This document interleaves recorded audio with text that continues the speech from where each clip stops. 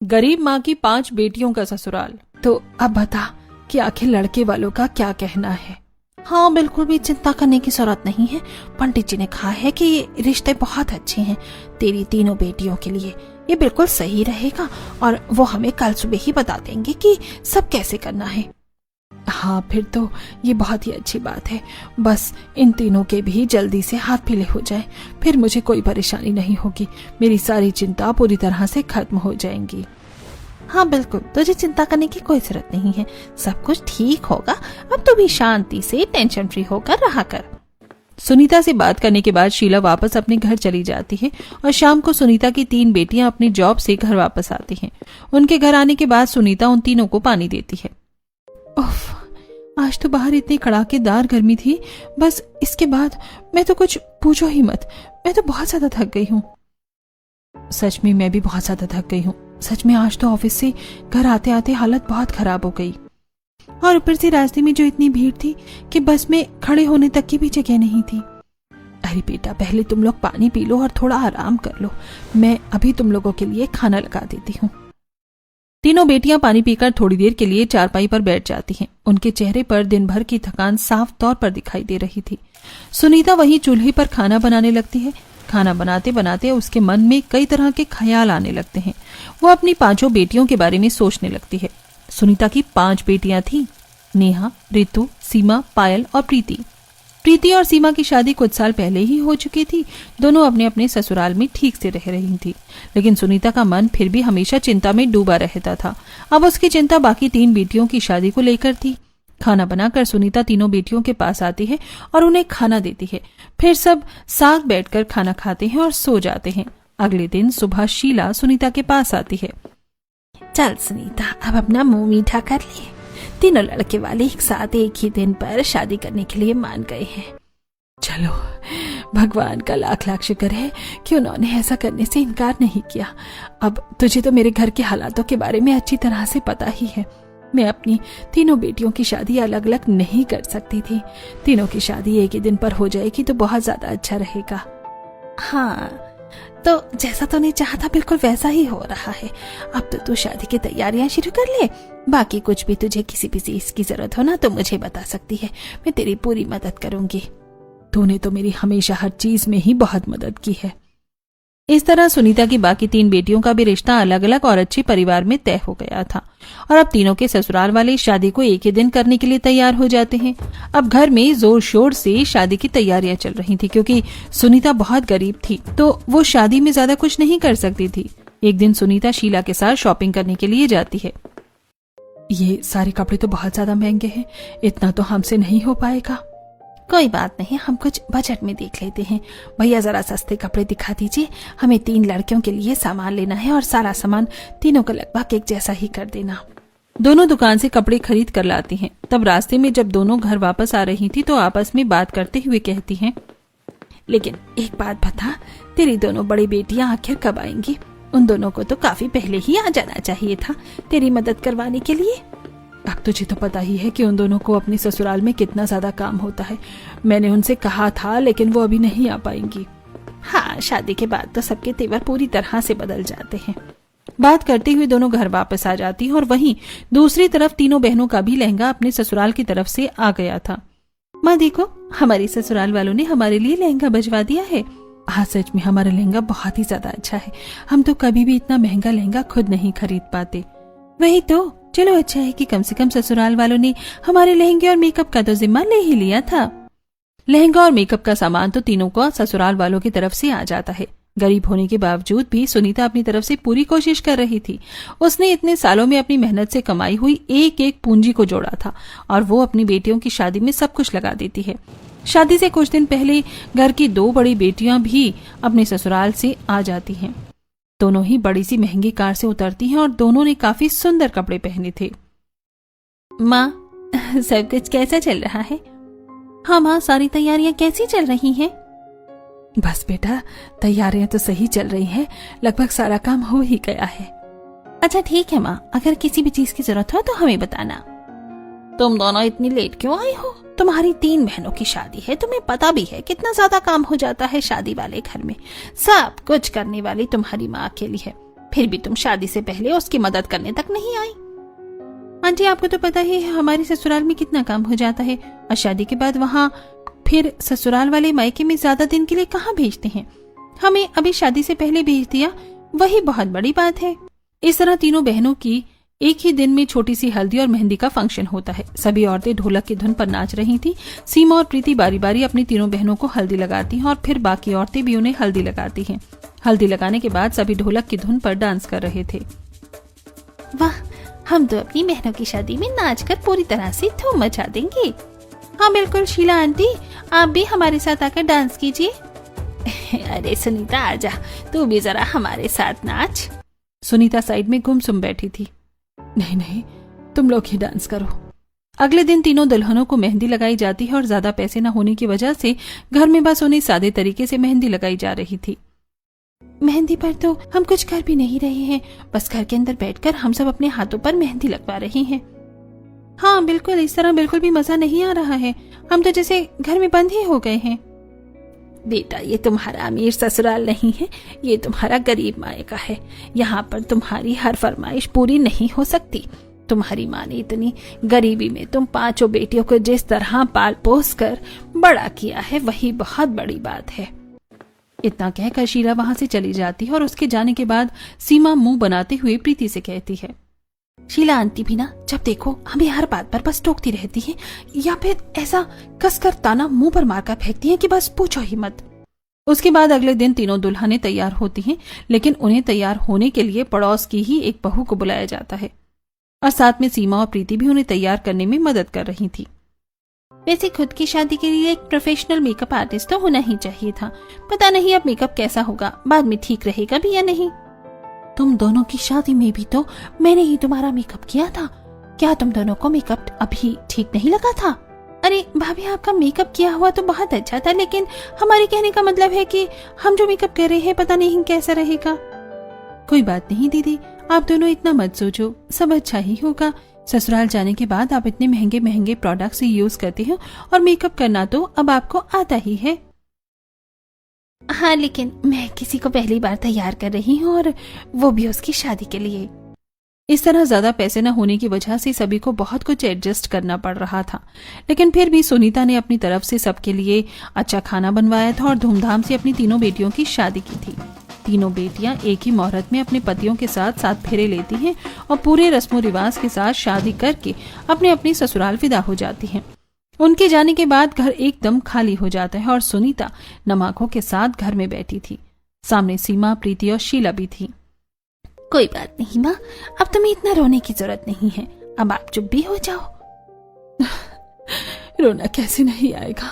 मैंने अपनी पूरी जिंदगी तुम पांचों को पाल पोस कर बड़ा किया और अब तुम सबकी शादी हो गई और तुम सब के जाने के बाद मैं पूरी तरह से अकेली हो जाऊंगी। मैं तो बल्कि अकेली हो ही गई हूँ। किसने कहा माँ कि तुम अकेली हो गई हो? हम है ना, हम तुमसे हमेशा मिलने आया करेंगे। इस तरह बिल्कुल अच्छी तरीके से शादी एकदम संपन्न हो जाती है और शादी के 2 दिन बाद सीमा और प्रीति भी अपने ससुराल चली जाती हैं, जिसके बाद सुनीता बिल्कुल अकेली हो गई थी। नेहा अपने ससुराल से अपनी सारी बहनों को कॉन्फ्रेंस कॉल करती है। अरे बताओ नेहा, और बताओ तुम्हारे ससुराल में सब कुछ कैसा चल रहा है? बस सब अच्छा चल रहा है। आप बताइए, आप सबका क्या हालचाल है? मेरे यहाँ पर भी सब कुछ बढ़िया ही है। अच्छा, मैं बताती हूँ, मैं अगले हफ्ते उनके साथ हनीमून पर जा रही हूँ। क्या बात है, ये तो बहुत ही अच्छी बात है। हमने भी इसी हफ्ते का सोचा है कि हम इस हफ्ते हनीमून पर जाएंगे, लेकिन तुम्हारा हनीमून का प्लान आखिर कहाँ का है? अभी तो हमारा कुछ फाइनल डिसाइड नहीं हुआ है, लेकिन जहाँ तक है शिमला या मनाली का ही प्रोग्राम होगा। मेरा भी शिमला का ही पूरी तरह फाइनल हुआ है। चलो अच्छा है, तुम्हारा प्लान बन गया। अब तुम्हें देखकर तो मेरा भी मन कर रहा है कि मैं भी कहीं घूमने चली जाऊं। मैं आज ही इनसे इस बारे में बात करूंगी। इसी तरह सभी इस बारे में बात करती है और शाम को प्रीति अपने पति के वापस आने के बाद उससे इस बारे में पूछती है। मेरा भी कहीं बाहर घूमने जाने का मन कर रहा है, क्या हम चल सकते हैं? अच्छा जी, क्या तुम्हारा भी अब हनीमून पर जाने का मन कर रहा है? अजी, आप भी कैसी बातें कर रहे हो? मैं तो बस घर में रहकर बोर हो गई हूँ, इसीलिए कहीं बाहर जाने का मन कर रहा है। अच्छा ठीक है, लेकिन हम इस महीने नहीं जा पाएंगे। इस महीने मेरी बहुत ही इम्पोर्टेंट मीटिंग है, लेकिन मैं तुम्हें अगले महीने कहीं अच्छी जगह जरूर घुमा कर लाऊंगा। तो तुम तैयार है ना सरप्राइज के लिए?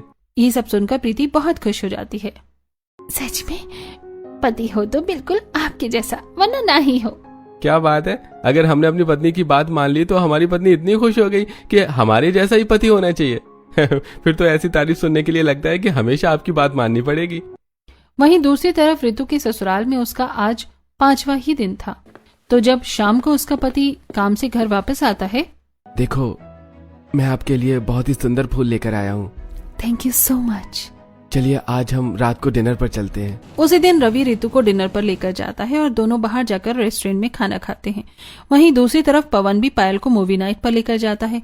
इसी तरह पांचों बहनों के ससुराल में सब ठीक चल रहा था, लेकिन इस बात की चिंता वहीं दूसरी तरफ सुनीता को खाई जा रही थी। इतने दिन हो गए लेकिन मेरी उनसे शुरुआत में ही बात हुई थी, अब मेरी उनसे बात नहीं हो रही, पता नहीं सब कैसी होंगी। तू भी ना बिना वजह ही चिंता करती रहती है। अरे तेरी 5 बेटियां अपने ससुराल में बहुत ज्यादा खुश हैं। हाँ लेकिन फिर भी एक बार मेरी उनसे बात हो जाती तो मेरा मन थोड़ा लग जाता। एक तो उन 5 के बिना बिल्कुल भी रहने की आदत नहीं है। दिन में तो फिर भी जैसे तैसे समय निकल जाता है, रात को हम सब साथ खाते थे। तेरा अकेलापन दूर करने के लिए ही तो शाम को मैं तेरे पास खाना खाने आती हूँ। तूने अपने जीवन में बहुत संघर्ष किया है, अब मैं नहीं चाहती कि तू अभी भी चिंता में ही लगी रहे। शीला अपने साथ कीपैड फोन लाई थी और वो सबसे पहले दोनों बड़ी बेटियों को फोन करती है, लेकिन दोनों ही फोन नहीं उठाती। सच कहूँ तो तेरी दोनों बड़ी बेटियों पर तो मुझे बहुत ज्यादा गुस्सा आता है। इनके पास कभी भी फोन कर लो पर इन्हें फोन तो उठाना ही नहीं होता है। अरे हो सकता है कहीं उधर उधर काम में व्यस्त होंगी। उसके बाद शीला बाकी तीनों बेटियों को कॉन्फ्रेंस पर कॉल करती है और वो फोन उठाती हैं। हेलो मेरी बच्चियों, तुम तीनों कैसी हो? हाँ मम्मी, हम बिल्कुल ठीक हैं, तुम बताओ कैसी हो? पर तुम तीनों के बिना मैं भला कैसी ही हो सकती हूँ? तुम्हारे जाने के बाद तो मेरा बिल्कुल भी मन नहीं लग रहा। तुम तीनों मुझसे मिलने यहाँ आ जाओ। हाँ मम्मी, तुम चिंता मत करो, हम जल्दी ही तुमसे मिलने के लिए आएंगे। अच्छा बेटा एक बात बताओ, क्या तुम्हारे ससुराल में सब ठीक है ना? तुम्हारा वहाँ मन तो लग रहा है ना? हाँ मम्मी, आपको चिंता करने की जरूरत नहीं है, हमारा यहाँ बिल्कुल मन लग रहा है। अच्छा ठीक है, हमें काम है, मैं बाद में बात करती हूँ। इस तरह तीनों एक एक करके फोन काट देती हैं और उसके बाद फोन काटने के बाद शीला कहती है, देखा ना तेरी तीनों बेटियां कितनी खुश नजर आ रही थी। हाँ, अब उन दिनों से बात करने के बाद मेरे कलेजे को थोड़ी ठंडक मिली है।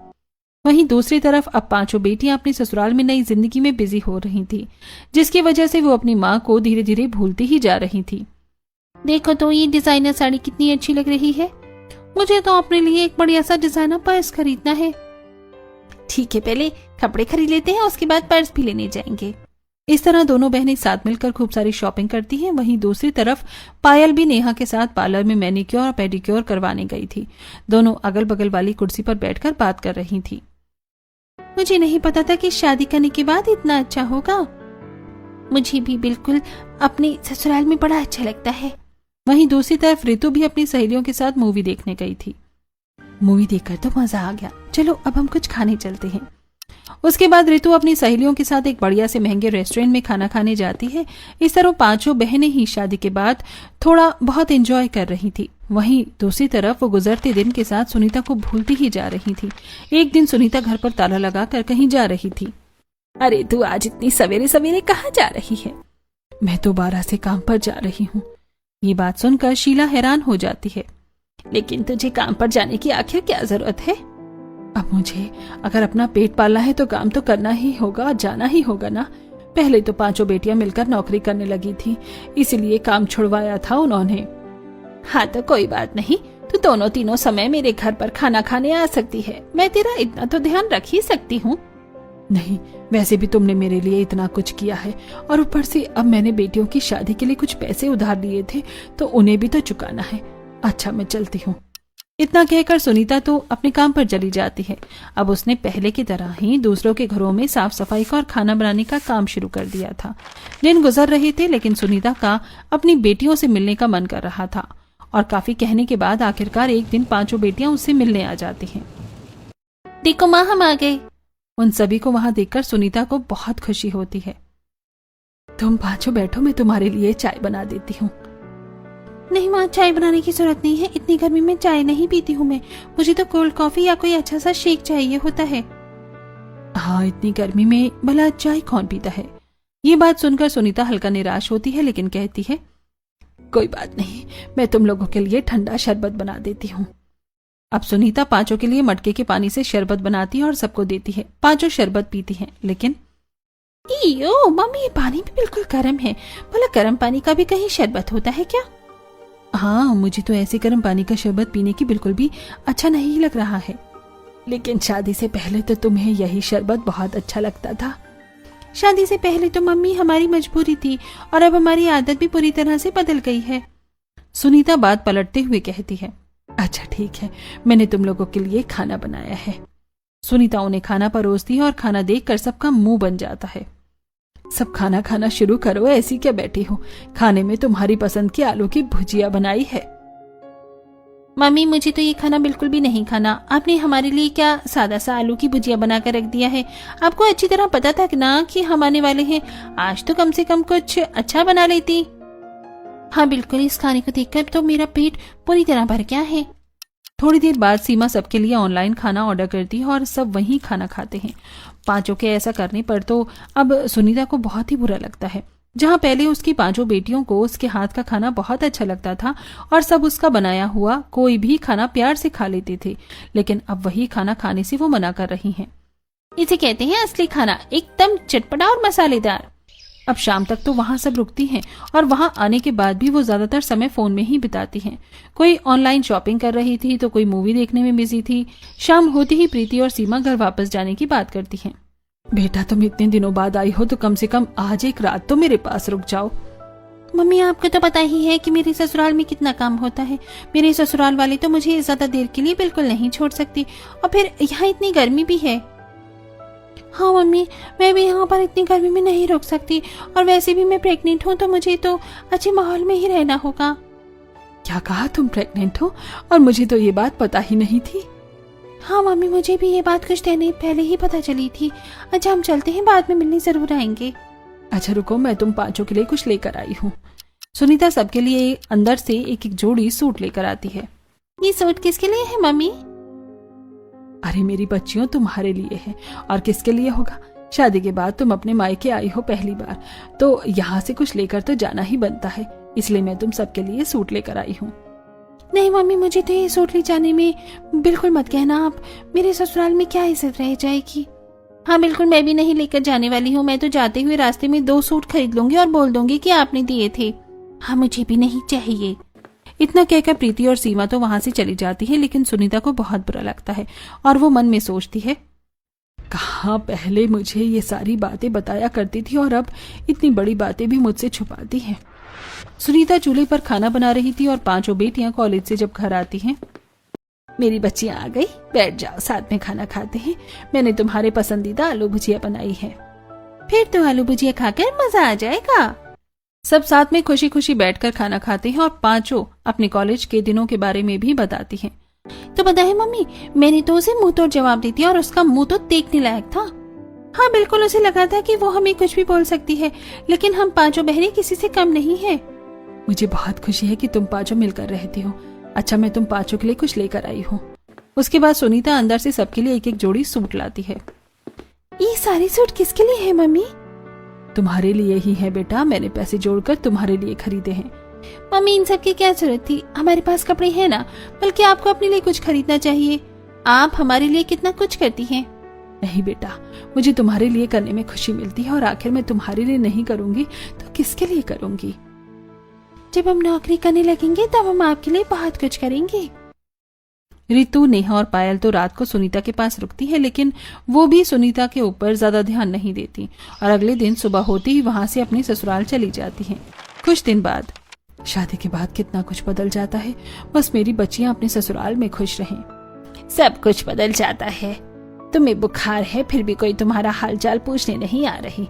अब उनके बारे में सोचना बंद करो और अपने बारे में सोचो। तुम्हारी पट्टी कर रही हूँ, आराम मिलेगा। सुनीता की तबीयत खराब होने पर शीला ने ही उसका ध्यान रखा था। कुछ दिन बाद सुनीता अपने काम पर चली जाती है। एक तरफ सुनीता के पास उसकी पांचों बेटियां होने के बावजूद उनको इतना संघर्ष करना पड़ रहा था और वहीं दूसरी तरफ उनकी 5 बेटियां अपने ससुराल में खुश थीं। एक बार सीमा के ससुराल में पार्टी थी, उसने अपनी बहनों को तो इनवाइट किया था, लेकिन हम पार्टी में मम्मी को नहीं बुलाएंगे तो अच्छा नहीं होगा। अरे मम्मी को बुलाकर हमारी इमेज कितनी डाउन हो जाएगी पता है, मुझे रिस्क नहीं लेना। दीदी बिल्कुल सही कह रही हैं, हर कोई हमारी करीब माँ को देखकर हमारा मजाक उड़ाएगा। इस बात से 5 बहनें सहमत हो जाती हैं और जब नेहा कॉल कट करती है तो उसके पति ने ये सब बात सुन ली थी और वो उसे अच्छी तरह समझाता है। तुम्हें मम्मी जी के साथ ऐसा नहीं करना चाहिए, आखिर वो तुम्हारी माँ हैं। उन्होंने इतनी मुश्किलों से तुम्हें पाल पोस कर बड़ा किया है। हाँ मैं जानती हूँ, लेकिन दीदी ने ही उन्हें बुलाने से मना कर दिया तो मैं क्या करती। तो तुमने भी तो उन्हें ठीक से समझाया नहीं, ये बहुत गलत है। इस तरह सीमा के बड़े से बंगले में पार्टी होती है और सभी मेहमान वहां पर आए थे और सब एंजॉय कर रहे थे। तब तुम्हें मम्मी जी को बुलाना चाहिए था, हमने सबको बुलाया, अगर उन्हें पता चलेगा तो कितना बुरा लगेगा। मैं बुला तो ली थी, लेकिन आपको पता है कि आपकी माँ मुझे मेरे करीब मायके से होने के कितने ज्यादा ताने देती हैं। मैं नहीं चाहती कि मेरी मम्मी यहाँ आए और उन्हें और मुझे दोनों को जलील होना पड़े। कुछ भी हो, तुम उनकी बेटी हो, तुम उनके लिए स्टैंड ले सकती हो, मैं तुम्हारे साथ हूँ। लेकिन फिर भी सीमा ने बात नहीं मानी थी। दिन गुजर रहे थे, लेकिन ससुराल में सब कुछ इतना भी आसान नहीं होता। अरे बहू, तुझे कितनी बार कहा है कि समर पर काम किया कर, लेकिन नहीं, तुझे तो बस आराम फरमाने की आदत हो गई है। मैंने तुझे कहा था ना कि मेरी साड़ी को धोकर इस्त्री कर देना। मुझे माफ कर दीजिए मम्मी जी, दरअसल मैं जरूरी काम से बाहर चली गई थी, इसलिए ये काम रह गया, लेकिन मैं अभी कर देती हूँ। प्रीति को अक्सर ही अपनी सास से डांट पड़ती थी। वहीं दूसरी तरफ रितु को भी बुखार था, लेकिन फिर भी उसे घर का काम करना पड़ रहा था। अरे बहू, जरा जल्दी जल्दी हाथ चला, इतने धीरे धीरे क्या काम कर रही है। जी मम्मी जी, बस आज मुझे थोड़ा बुखार है, इसलिए काम करने में थोड़ी गड़बड़ हो रही है। अरे तो बस बुखार ही था, कौन सी बड़ी बात हो गई। दवाई ले और फिर थोड़ा आराम करके जल्दी काम खत्म कर। सीमा के ससुराल में सीमा के प्रेग्नेंट होने के बाद भी उसे घर का सारा काम करना पड़ रहा था। मैं प्रेग्नेंट हूँ, लेकिन फिर भी किसी को परवाह ही नहीं है, सारा काम मुझे खुद करना पड़ता है। प्रेगनेंसी में इतनी नींद आती है और इतनी थकावट महसूस होती है कि बस पूछो ही मत। अब जब ससुराल में उन लोगों की सारी जिम्मेदारी खुद संभाली उन्हें पड़ती है तो उनके साथ एक बहू की तरह व्यवहार हो रहा था। तब उन्हें थोड़ा बुरा लग रहा था। पायल और नेहा के साथ भी कुछ ऐसा ही हाल हो रहा था। एक दिन पायल देखती है कि किस तरह उसकी सास उसकी ननंद के सिर की चंपी कर रही थी। हाँ तो बेटा, कैसा लग रहा है अब? तुम्हारे सिर में आराम हो गया ना? हाँ मम्मी, बहुत अच्छा लग रहा है, आपके हाथों में तो सच में जादू है। हाँ तो आगे से कभी भी तुझे कुछ भी करवाना हो तो मुझे कह सकती है। ये सब देखकर पायल को भी अपने बीते दिनों की याद आती है।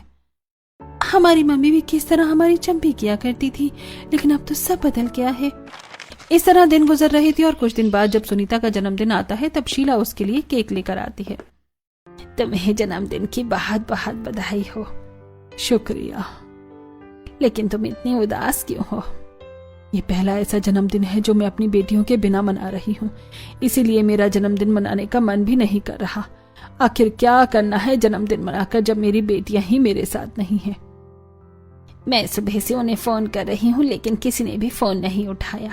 कोई बात नहीं, तेरी 5 बेटियां अपने ससुराल की नई जिंदगी में बिजी हैं। तू अब इतना सोचना छोड़ दे और चल केक काटते हैं। इस तरह सुनीता के उदास होने पर शीला ही अक्सर उसका हौसला बढ़ाया करती थी। शुरुआत में तो 5 बहनें अपने ससुराल की जिंदगी में बहुत ज्यादा अस्त व्यस्त हो गई थी और उन्हें सब अच्छा भी लग रहा था, लेकिन धीरे धीरे थोड़ा बदलाव आता है। कुछ दिन बाद नेहा शॉपिंग करने जब बाहर गई थी। भैया, ये सारे कपड़े पैक कर दीजिए और साथ में आप मुझे सॉक्स भी दे देना। ठीक है बहन जी, आप थोड़ा इंतजार कीजिए, हम आपका सारा सामान पैक करवा देते हैं और बिल बनवा देते हैं। नेहा वहां खड़े होकर इंतजार कर रही थी, तभी वहां पर एक लड़की अपनी माँ के साथ आती है। तो मम्मी, आपको जो भी ड्रेस पसंद है आप आज ले सकती हैं, आखिरकार आज आपका बर्थडे है।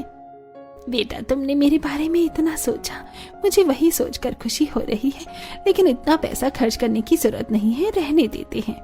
नहीं मम्मी, एक ड्रेस तो छोड़ो, मैं तो आपको दुनिया की सारी खुशियां देना चाहती हूँ। आपने मेरे लिए हमेशा इतना कुछ किया है। उन्हें देखकर तभी नेहा को अचानक कुछ याद आता है। अरे मैं तो भूल ही गई, पिछले हफ्ते मेरी मम्मी का भी जन्मदिन था, ये मुझसे क्या हो गया। नेहा जल्दी घर आती है। उसके घर मेहमान आए थे और वो सबके लिए नाश्ता बना रही थी। तब गलती से उससे एक कांच का गिलास गिरकर टूट जाता है। ये सुनकर उसकी सास रसोई में आती है और उसे डांटना शुरू करती है। क्या तुमसे कोई काम ठीक से नहीं हो सकता? तुम्हें पता भी है ये कितना महंगा बर्तन था, तुम्हें कैसे पता होगा? गरीब घर से आई हो, जरा ध्यान से काम करो। मुझे माफ कर दीजिए मम्मी जी, मैं आगे से ध्यान रखूंगी।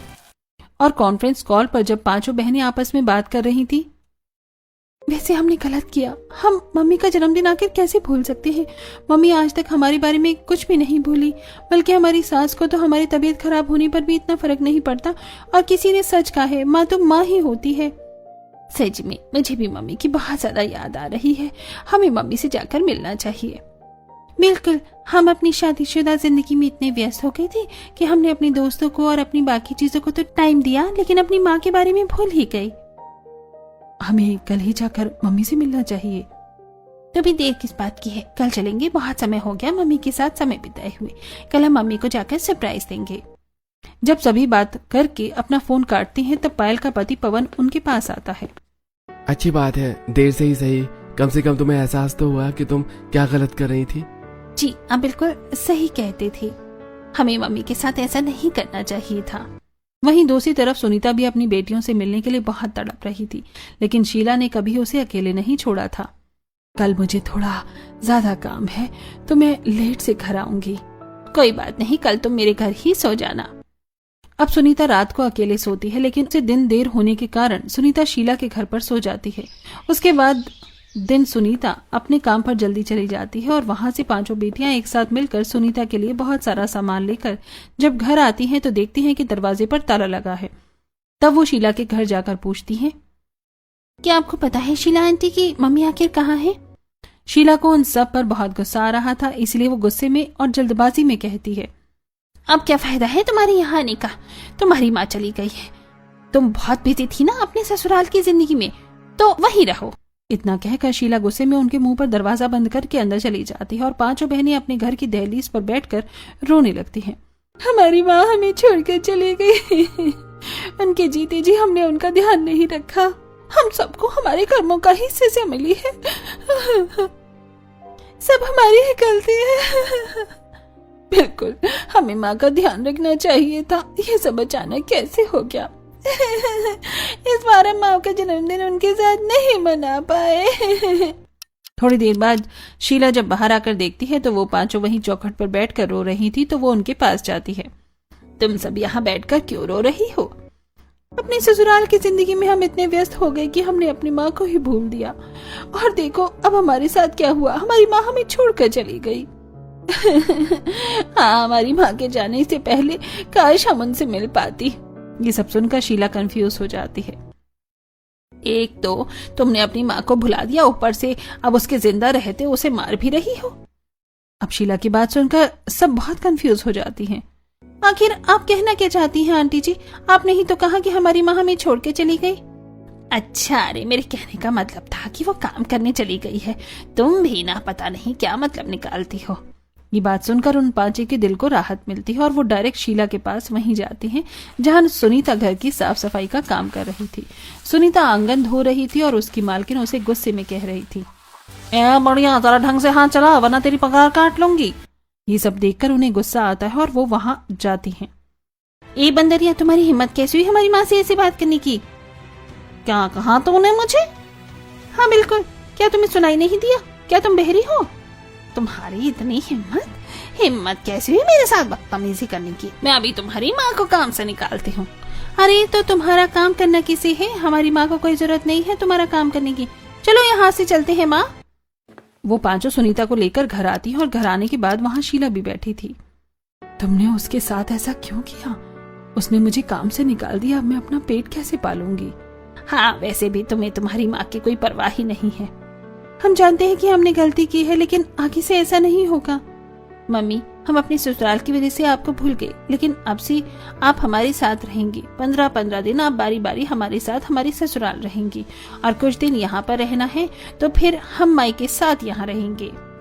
लेकिन बेटा, मैं तुम्हारे ससुराल में या तुम्हारे साथ नहीं रह सकती, कितना अजीब लगेगा।